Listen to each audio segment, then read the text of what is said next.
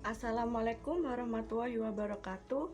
Saya Tasya Alivia Rahman, NIM 18104129. Di sini saya ingin mereview dua artikel. Nah, yang pertama judulnya yaitu Pengaruh Sistem Pengendalian Internal, Kesesuaian Kompensasi, dan Moralitas Manajemen Terhadap Kecenderungan Kecurangan Akuntansi. Yang menulis artikel ini yaitu Nilam Sanuari dari Program Studi Akuntansi Fakultas Ekonomi Universitas Negeri Padang 2014. Tujuan dari penelitian yaitu untuk mengetahui adanya pengaruh sistem pengendalian internal, kesesuaian kompensasi, moralitas manajemen terhadap kecenderungan kecurangan akuntansi. Konsep dari pemikiran jurnal tersebut yaitu pemberian kompensasi yang sesuai dapat menunjang tercapainya tujuan perusahaan dan memelihara karyawan sehingga dapat mencegah kecenderungan kecurangan akuntansi. Sedangkan metodologi yang digunakan dalam penelitian ini yaitu menerapkan penelitian kausatif. Populasi penelitian ini adalah perusahaan BUMN di Kota Padang.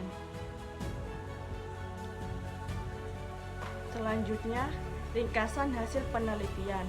Gambaran umum responden objek penelitian ini adalah pimpinan atau kepala cabang pada perusahaan BUMN yang ada di Kota Padang, di mana jumlah responden dalam penelitian ini adalah sebanyak 48 responden.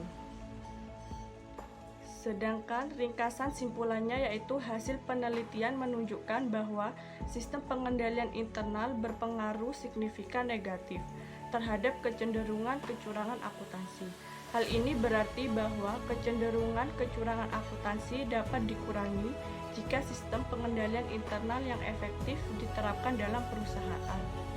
Nah, saran dari jurnal tersebut yaitu dari pembahasan dan kesimpulan yang diperoleh, maka penulisan memberikan saran sebagai berikut. Penelitian selanjutnya disarankan untuk meningkatkan jumlah responden agar didapatkan gambaran yang lebih nyata. Penelitian selanjutnya diharapkan agar dilengkapi dengan teknik pengumpulan data melalui instrumen wawancara sehingga jawaban yang dihasilkan dapat lebih akurat. Kemudian review artikel yang kedua dengan judul Peranan Audit Internal dalam Pencegahan atau Fraud. Penulisan ini ditulis oleh Muhammad Fahmi, Sekolah Tinggi Ilmu Ekonomi IBBI, Muhammad Ridho Syahputra, Fakultas Ekonomi dan Bisnis UMSU. Tujuan dari jurnal penelitian kedua yaitu untuk menganalisis apakah audit internal yang dilakukan telah memadai, apakah audit internal telah berperan dalam pencegahan fraud, dan bagaimanakah peranan audit internal dalam pencegahan fraud pada PT Pos Indonesia atau Persero. Konsep pemikiran dari jurnal ini yaitu perusahaan maupun instansi memiliki tujuan masing-masing namun berorientasi pada satu tujuan yang sama, yaitu memaksimalkan nilai perusahaan. Salah satu langkah untuk mencapai tujuan tersebut adalah dengan mengamankan aset yang dimiliki untuk menjamin kepastian agar terhindarnya kerugian yang tidak diharapkan. Metodologi yang digunakan yaitu penelitian ini dilakukan bagian Satuan Pengawasan Internal SPI yang berjumlah 11 orang. Jenis data yang digunakan dalam penelitian ini adalah data kualitatif, adapun sumber data yang digunakan penelitian dalam melakukan penelitian yaitu data primer dan data sekunder. Ringkasan hasil penelitian. Dalam upaya pencegahan terhadap fraud, maka audit internal yang dilakukan harus sebaik mungkin agar kelemahan pengendalian dapat ditemukan dan diperbarui dengan pengendalian yang lebih baik. audit internal melakukan beberapa prosedur yang diantaranya yaitu yang pertama yaitu tahap perencanaan. Dari jawaban wawancara pada bagian SPI bahwa mereka melakukan audit internal dengan penjadwalan yaitu 1 tahun sekali. Yang kedua dengan tahap pekerjaan lapangan atau pengujian. Pada tahap ini proses pengujian yang dilakukan audit internal PT Pos Indonesia atau Persero Aceh sudah dijalankan dengan sangat baik.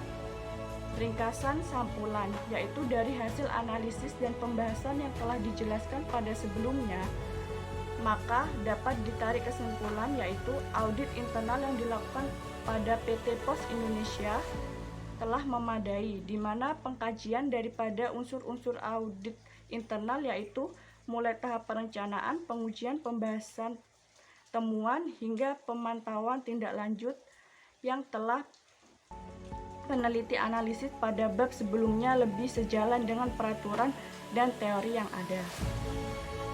Adapun saran yang dapat peneliti berikan yaitu sebaiknya audit internal pada PT Pos Indonesia Persero Regional 1 Sumur Aceh harus lebih efektif lagi dalam menciptakan pengendalian terkhusus pada tahapan pemantauan atau pengawasan agar benar-benar dapat mencegah terjadinya resiko fraud dengan membuat prosedur yang lebih rutin tetapi tetap menyesuaikan dengan biaya yang diperlukan.